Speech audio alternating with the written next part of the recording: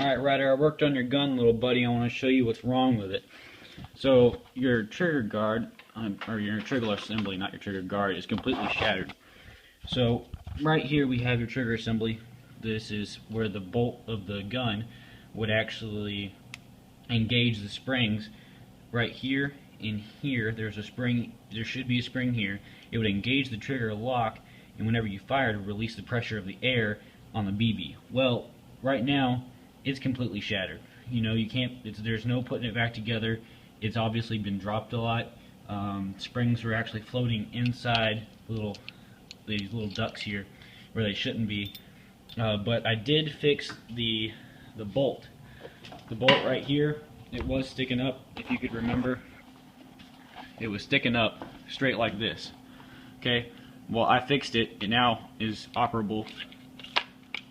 Completely operable, but the only problem is you could buy another trigger assembly and I could install it, but with the condition that the gun is in right now, it's almost better if you just saved up a little nanny money, bought yourself a new gun, because your gun itself is missing a lot of screws, bolts, and pieces to hold it together that make it more stable.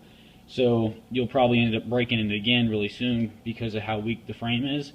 So right now you're probably in better shape to actually just save up a little more and buy a new gun, because the only thing that really works on the gun now is the bolt and barrel that I fixed.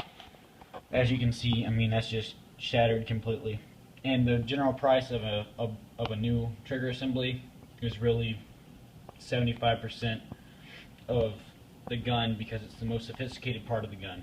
So without this, the gun's inoperable, and you also run the risk of not being able to find the exact trigger assembly for this gun because it is an older gun. So I just wanted to let you know what was wrong with it, and that I did take it apart and put some time into it and found out the problem.